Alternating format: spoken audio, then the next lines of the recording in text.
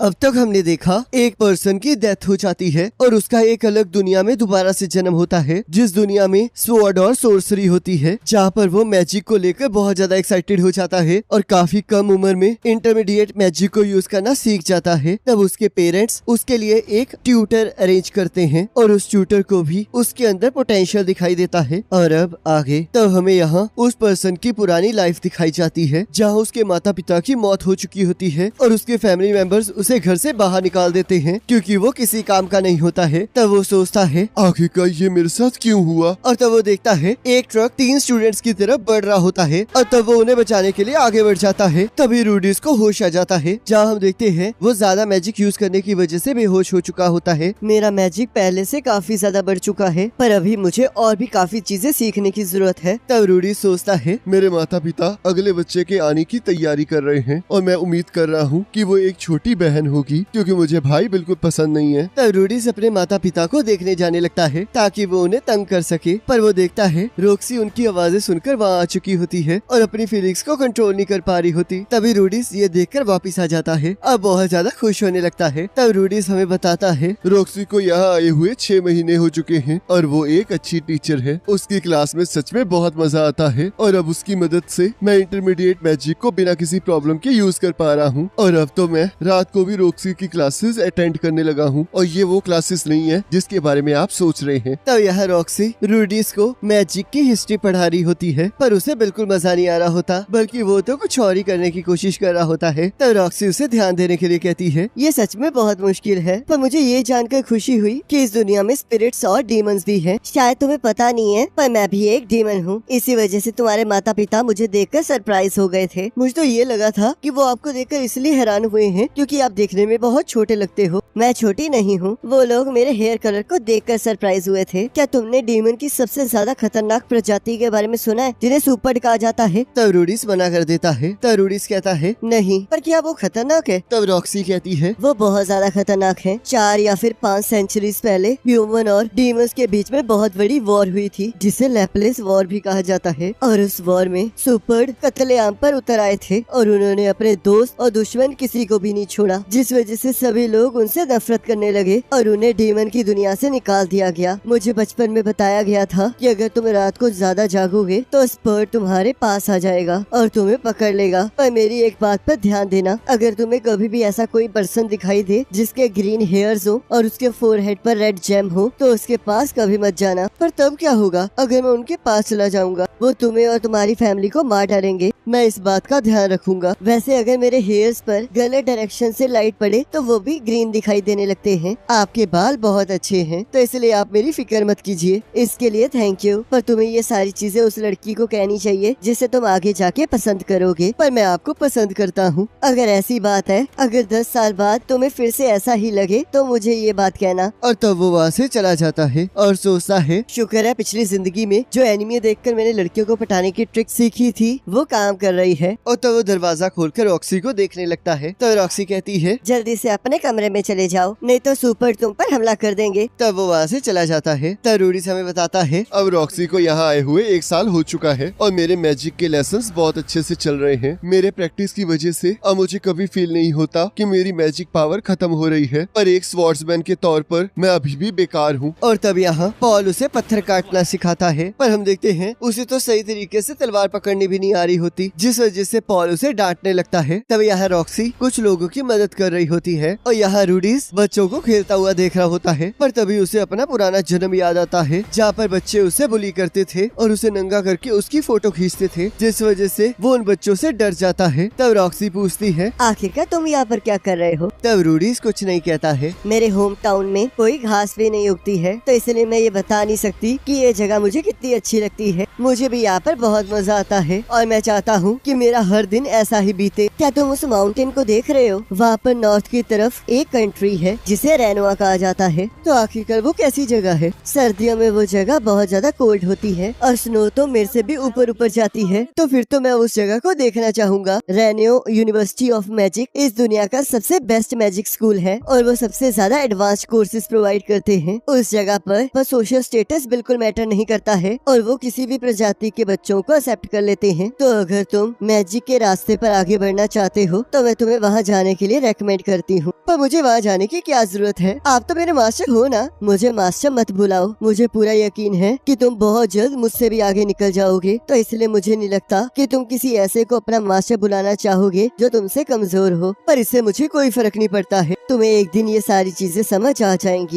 तब रॉक्सी अपने रूम में चली जाती है, जहाँ वो बिना मंत्रों के अपने मैजिक को यूज करने की कोशिश करने लगती है। पर हम देखते हैं ऐसा बिल्कुल नहीं होता है। तब रूडी हमें बताता है और रॉक्सी को यहाँ आए हुए 1.5 साल हो चुका है और इस कंट्री में हर साल लोगों का बर्थडे नहीं मनाया जाता, बल्कि यहाँ पर हर 5 साल के बाद बर्थडे वाले दिन एक पार्टी रखी जाती है और 15 साल के बाद आप अडल्ट बन जाते हैं। तो यहाँ सभी लोग रूडी उसका 5th बर्थडे विश करते हैं। तब पोल रूडीज के बर्थडे वाले दिन सबको करतब दिखा रहा होता है और खाने के बाद उसे एक तलवार गिफ्ट में देता है। तब रूडीज उसे थैंक यू कहता है। तब पॉल कहता है तुम चाहे इस स्वॉर्ड के लिए अभी थोड़े यंग हो, पर एक मर्द हमेशा एक स्वॉर्ड अपने दिल में रखता है ताकि वो उन्हें बचा सके जो उसके करीब होते हैं। एक दिन तुम्हारे बीवी बच्चे होंगे और तब ये तुम्हारी जिम्मेदारी होगी कि तुम उन्हें बचाओ। और वैसे भी तुम्हें हमेशा अपने मैजिक पर ही फोकस नहीं करना चाहिए, क्योंकि क्लोज कॉम्बैट में मैजिक जल्दी काम नहीं करता है, तो इसलिए तुम तेज लड़ाई में उसका यूज नहीं कर पाओगे। तब वहाँ पर ये तलवारबाजी ही तुम्हारे काम आएगी। तब ज़ेनिथ उसे चुप रहने के लिए कहती है और रूडी को एक मैजिक की बुक देती है, जिसे देखकर रूडी बहुत ज्यादा खुश हो जाता है और कहता है यही वो चीज थी माँ जो मुझे चाहिए थी, जिससे उसकी माँ बहुत ज्यादा खुश हो जाती है और उसे गले लगा लेती है। तब रॉक्सी रूडियस को एक जादुई छड़ी देती है और कहती है इसके ऊपर एक मैजिक स्टोन लगा है जो कि तुम्हारे मैजिकल पावर को बढ़ा देगा। जो स्टूडेंट्स बिगिनर मैजिक को सीख लेते हैं उन्हें ये छड़ियाँ पहले ही मिल जाती हैं, पर तुमने वो पहले ही सीख रखा था, जिस वजह से मुझे ध्यान नहीं रहा, इसलिए मुझे माफ कर देना। आपको माफी मांगने की कोई जरूरत नहीं है। ये छड़ी सच में बहुत प्यारी है और मैं वादा करता हूँ कि मैं इसका पूरा ध्यान रखूंगा। तुमने अभी तक 4 टाइप के एडवांस्ड अटैक मैजिक को याद कर लिया है, तो इसलिए अब तुम अपने आप पर प्राउड फील कर सकते हो। ये सब कुछ मैंने अकेले नहीं किया है, ये सिर्फ आपकी वजह से ही है जो मैं इतना सब कुछ कर पाया हूँ। तो मेरे पास बस थोड़ी सी चीजें ही बची हैं जो मैं तुम्हें सिखा सकती हूँ। तो फिर रूडी, कल मैं तुम्हारा ग्रेजुएशन एग्जाम लूंगी। जिसे सुनकर रूडियस उदास हो जाता है। तब रात को खिड़की के बाहर देखते हुए रूडियस सोच रहा होता है, जब भी मैं बाहर देखता हूँ तब मुझे वो दिन याद आ जाता है जब लोगों ने मुझे बुली किया था। मैंने हमेशा अपनी पुरानी जिंदगी निराशा में गुजारी है, तो मैं हमेशा सोचता था कि अगर मेरे पास कोई जादुई पावर आ जाए या फिर मेरे पास कोई हॉट गर्ल आ जाए तब मैं अपनी लाइफ को सुधारने की कोशिश करूंगा। और अब जब उसमें से एक चीज पूरी हो चुकी है तब भी मैं बाहर जाने से डर रहा हूँ। मैंने खुद से वादा किया था कि मैं अब सीरियस हो जाऊंगा, पर मेरी बॉडी अभी भी उसे डर को भूल नहीं पा रही है। तब अगले दिन रॉक्सी ग्रेजुएशन एग्जाम के लिए रूडियस को बाहर ले जाने लगती है, पर रूडियस बाहर जाने में नखरे कर रहा होता है। तब ज़ेनिथ कहती है ये किसी रीजन से बाहर जाने से डरता है या फिर इसे मॉन्स्टर्स का डर है। तब रॉक्सी कहती है इस एरिया में कोई मॉन्स्टर नहीं है और अगर हमें कोई मिल भी जाएगा तो वो बहुत ज्यादा कमजोर होगा, जिसे तुम बड़ी आसानी से हरा दोगे। तब पॉल जैसे ही उसे घोड़े पर बिठाने लगता है तभी हम देखते हैं रूडियस पीछे हट जाता है। तब रॉक्सी कहती है क्या तुम घोड़ों से डरते हो? तब रूडियस कहता है मैं घोड़ों से नहीं डरता हूँ। मुझे कभी नहीं लगा था कि मैं तुम्हें तुम्हारी एज के अकॉर्डिंग रिएक्ट करते हुए देखूंगी, पर अब चलो मेरे साथ बैठ जाओ। देखना जैसे तुम आगे बढ़ोगे तुम्हें डर लगना बंद हो जाएगा। और तब वो लोग घोड़े पर बैठकर आगे बढ़ने लगते हैं और रूडियस अपनी पुरानी लाइफ को सोचकर डर रहा होता है। तब रॉक्सी कहती है चिंता मत करो, मैं तुम्हारे साथ हूँ। और तब वो लोग बाहर चले जाते हैं और हम देखते हैं रूडियस आसपास के लोगों से अपनी नजरें नहीं मिला पा रहा होता। तभी एक पर्सन रॉक्सी के पास आकर उसे थैंक यू कहता है। तब रूडियस सोचता है ये लोग मुझे नहीं देख रहे हैं, तो इसका मतलब ये रॉक्सी को देख रहे हैं। तब हम देखते हैं रूडियस को डर लगना बंद हो जाता है और वो नॉर्मल हो जाता है और सोचता है आखिरकार कौन है जो कि इतने शान से विलेज में मेरा मजाक उड़ाएगा। और तब सभी लोग रॉक्सी को देखकर उसे हाई कह रहे होते हैं और हम देखते हैं रूडियस भी उसका जवाब दे रहा होता है। और तब वो लोग अपनी ग्रेजुएशन वाली जगह पर पहुंच जाते हैं। तब रॉक्सी कहती है अब मैं एक secret level water magic use करने वाली हूँ, मैं इसे बस एक ही बार कर सकती हूँ, तो इसलिए इसे ध्यान से देखकर याद कर लेना और उसके बाद इसे एक्टिवेट करना ही तुम्हारा फाइनल एग्जाम है। क्या हम ये स्पेल इतनी दूर आकर यूज इसलिए कर रहे हैं क्योंकि ये बहुत ज्यादा सीक्रेट स्पेल है? ऐसी बात नहीं है, हम लोग यहाँ पर इसलिए आए हैं ताकि हम लोगों को या या फिर क्रॉप्स को कोई नुकसान न पहुंचाए। तब रॉक्सी मंत्रों को पढ़ना स्टार्ट कर देती है और हम देखते हैं वहाँ का मौसम बदलना स्टार्ट हो जाता है। तब वहाँ पर बहुत सारे बादल आ जाते हैं और बहुत तेज आंधी और तूफान चलने लगता है। पर तभी हम देखते हैं उनके घोड़े पर बिजली गिर जाती है। तब रॉक्सी कहती है आखिरकार अब मैं क्या करूं? तब रूडियस उसे हीलिंग स्पेल यूज करने के लिए कहता है और रॉक्सी उस घोड़े को ठीक कर देती है और रूडियस को कहती है प्लीज इसके बारे में किसी को मत बताना। तब रूडियस कहता है आप चिंता मत कीजिए, मैं इसके बारे में किसी को नहीं बताऊंगा। चलो फिर अब तुम्हारी बारी है, मैं यहाँ रहकर इस घोड़े को प्रोटेक्ट करती हूँ। और तब हम देखते हैं रॉक्सी अपने और घोड़े के आसपास एक शील्ड बना लेती है। तब रूडियस सोचता है तो ये आखिरी एग्जाम है जिसका मतलब मेरी होम ट्यूटरिंग अब खत्म हो रही है। और तब वो मंत्रों को पढ़ना स्टार्ट कर देता है। तब हम देखते हैं वहाँ रॉक्सी की स्पेल से भी ज्यादा तेज तूफान चलने लगता है और वहाँ पर बहुत तेज बारिश होने लगती है। तब थोड़ी देर बाद सब कुछ क्लीन हो जाता है। तब रॉक्सी कहती है मैंने तुम्हें ये नहीं कहा था कि तुम मेरी स्पेल से भी बड़ी स्पेल को कास्ट करो? क्या मैंने ज्यादा कर दिया था? अब मेरे पास तुम्हें सिखाने के लिए कुछ नहीं बचा है, तो इसलिए कांग्रेचुलेशंस, अब तुम एक सेकंड लेवल वाटर मेज हो। जिसे सुनकर रूडियस बहुत ज्यादा खुश हो जाता है। तब रॉक्सी वहाँ से जाने लगती है और पोल और जेनिथ उसे रोकने की कोशिश करने लगते हैं। तब रॉक्सी कहती है मुझे यहाँ पर रुककर बहुत ज्यादा खुशी होगी, पर मैं पूरी दुनिया घूमना चाहती हूँ और अपने मैजिक को और भी ज्यादा ताकतवर बनाना चाहती हूँ। तब पॉल कहता है तो ये बात है, पर मुझे माफ कर देना, लगता है हमारे बेटे की वजह से तुमने अपनी जादुई शक्तियों पर कॉन्फिडेंस खो दिया है। तब रूडियस सोचता है इस तरह तुम्हें नहीं कहना चाहिए था पोल। तब रॉक्सी कहती है रूडी, जो मैं कर सकती थी वो मैंने कर दिया है, पर लगता है मैं कहीं न कहीं तुम्हें अच्छे से गाइड नहीं कर पाई हूँ। तब रूडियस कहता है ऐसी बात नहीं है, आपने मुझे बहुत कुछ सिखाया है मास्टर। तब रॉक्सी उसे एक नेकलेस देती है और कहती है ये मेरे होम टाउन का एक गुड लक चार्म है। मेरे पास ग्रेजुएशन पार्टी प्लान करने का टाइम नहीं था, तो इसलिए मैं तुम्हें ये दे रही हूँ, तो मैं इसका बहुत ज्यादा ख्याल रखूंगा। तब रॉक्सी कहती है मुझे इससे बहुत ज्यादा खुशी होगी, तो मेरे जाने का वक्त हो चुका है। और तब वो वहाँ से चली जाती है। तब रूडियस उसे आखिरी बार चीखते हुए थैंक यू कहता है और सोचता है मैंने सच में रॉक्सी से बहुत कुछ सीखा। उसने मुझे नॉलेज दी, एक्सपीरियंस दिया, टेक्निक सिखाई और सबसे बड़ी बात मुझे घर से बाहर निकलना सिखाया। ये मेरे अंदर एक ट्रॉमा ही था जिसे उसने हील कर दिया। चाहे उसे इसके बारे में पता नहीं था, पर मैं हमेशा उसकी इज्जत करता रहूंगा। वैसे मैंने सोचा तो यही था, वो अलग बात है कि मेरे पास रॉक्सी की अंडरवियर थी जो मैंने कुछ महीने पहले चुराई थी, तो इसलिए सॉरी। और इसी के साथ एपिसोड खत्म हो जाता है और नेक्स्ट एपिसोड का लिंक आपके स्क्रीन पर आ रहा होगा, उस पर क्लिक करके अगले एपिसोड को देख सकते हो।